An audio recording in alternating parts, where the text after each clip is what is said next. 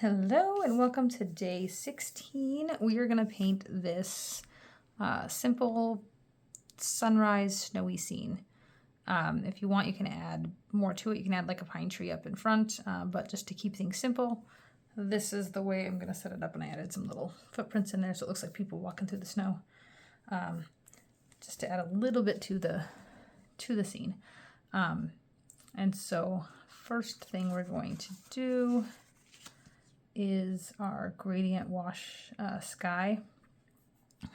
And then we'll do a little bit in the foreground. We'll add our trees, and it's okay if the background is still wet so they can kind of blend out a little bit.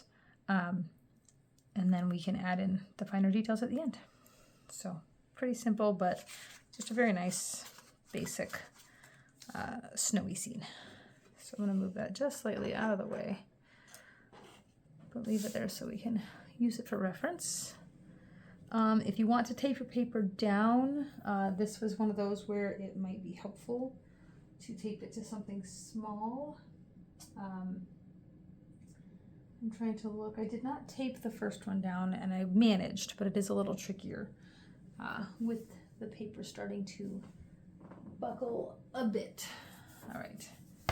This is one of my boards that I use when I tape things down. It's not ideal, but my smaller board is more reflective and shows the light, and that isn't very helpful either. So I'm going to tape it to a board just in case I need to move it around at all. You can just tape straight to your desk. We don't really rotate this or lift it up for the paint to do anything. It would just be a matter of preference if you want to tilt your paper to do the footprints or something. So let me find my tape. I have this Holbein soft tape. This is my favorite tape. I can't remember if I mentioned that in one of the previous videos. This will help so then I make sure my painting stays in the camera. I like this tape because it's easy to see the edges, so I can try to get a more straight line. And it isn't too distracting. If you use like painter's tape, sometimes the color of the painter's tape can affect the way the colors of your painting look. I used to use like blue painter's tape, but it is a very, very dark color there. So this tape costs more, but in my opinion is worth it. And we'll have a nice straight edge at the end of our painting as well.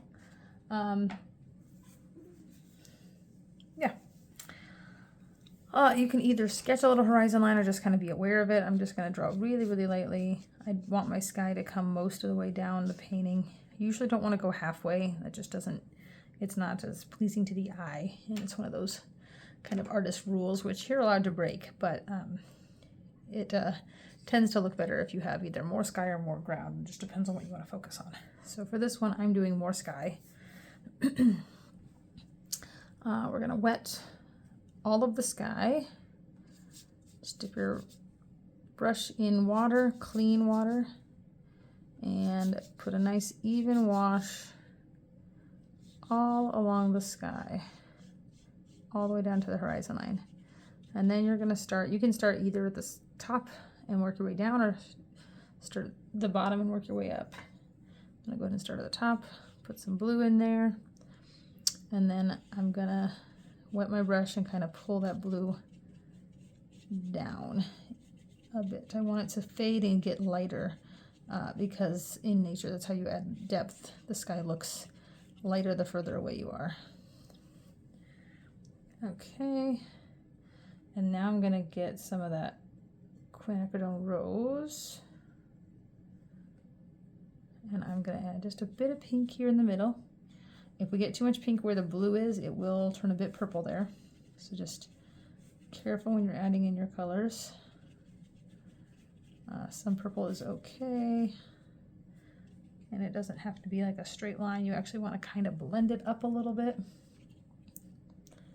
And then finally, I'm going to use this new Gamboge or Quinacridone Gold, kind of either or.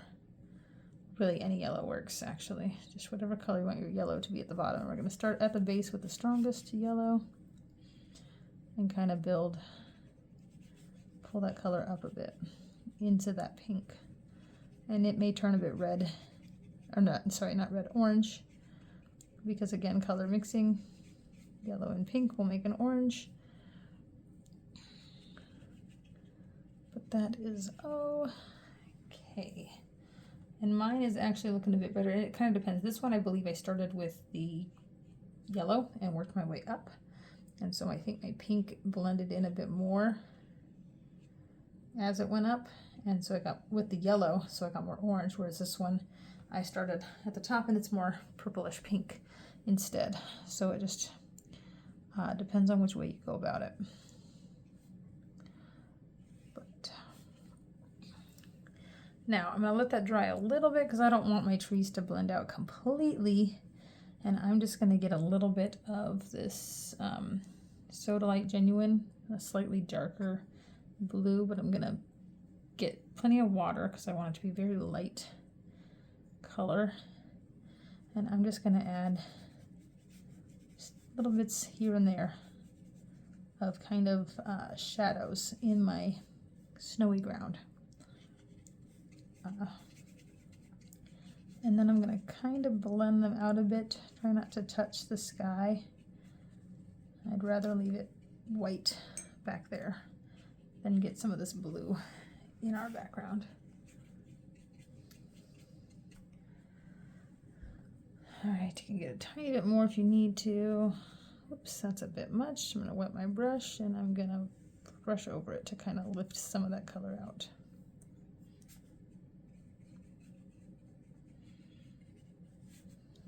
Okay, so there is our snowy ground.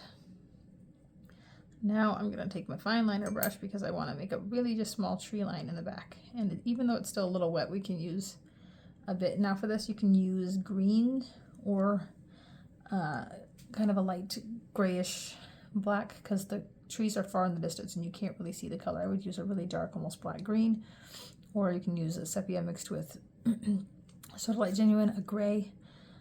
The trees in the distance would be very light in color. They're not going to be a very dark, vibrant color. Might even add a little bit of that green in here just to give that impression. And then for the trees, we're just going to do a few lines up and down. You want it to be taller in some areas and shorter in others. Just to give the impression of different heights of trees. And you can make your tree line go all the way across. You can have little gaps in your tree line like I did in this reference photo. But this is so far away that we don't see details, so just those little lines up and down give the impression of trees in the distance.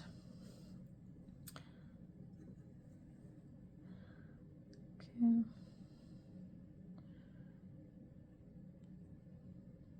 Fill those in. You don't have to go all the way to the edge. It's really just personal preference, what you want in your painting. I kept mine pretty true to what I did the first time. That's okay. All right, then we're gonna let that dry just a tiny bit more. Just we wanna make sure that these don't blend out too much into our snow, but it shouldn't take long because we didn't have quite that much water on there. So just let it dry a tiny bit.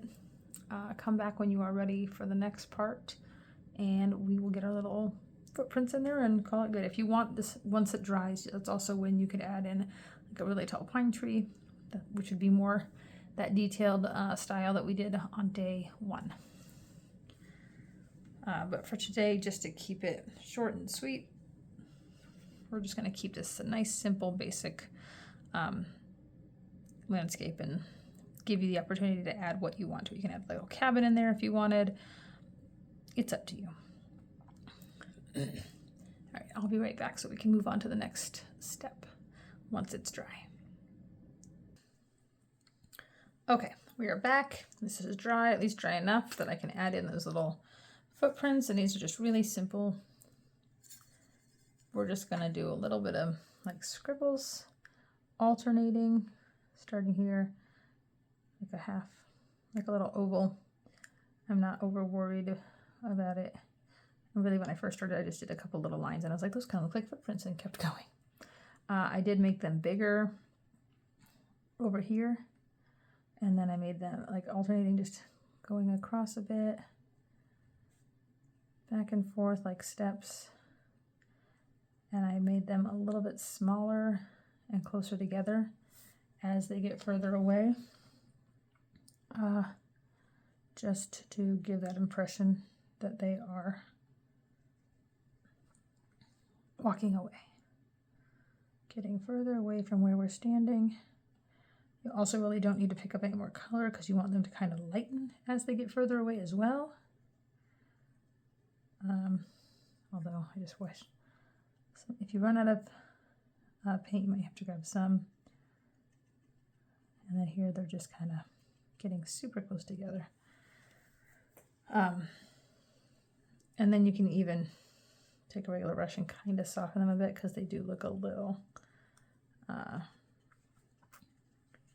out of place. So I just run my little wet brush over them and just soften them a bit. And that was the Soda Light Genuine that I used, just a really light wash of it for those. But there you have it. That is our little snowy scene. Typically you want to wait until your painting is completely dry before you take off the tape. It has a better chance of being flat. If you remove the tape while it's still drying, then it'll dry more in those that curvy way. I mean, this one I painted without taping it down, and it curled up a bit, but then it kind of flattened a bit more as it dried. So, but this one I would leave it until it's completely dry. Mine's still damp in some areas, so I'm going to give it a little more time. But there's our snowy scene. If you want to add to it, like I said, feel free. We're actually, I believe we have another snowy scene closer to the end of the month, and maybe we'll get a little more detailed with that one. And yeah, so I'd love to see what you guys do. I hope this was fun, and let me know if you have any questions or thoughts. I appreciate all the input. Thanks. See y'all tomorrow. Bye.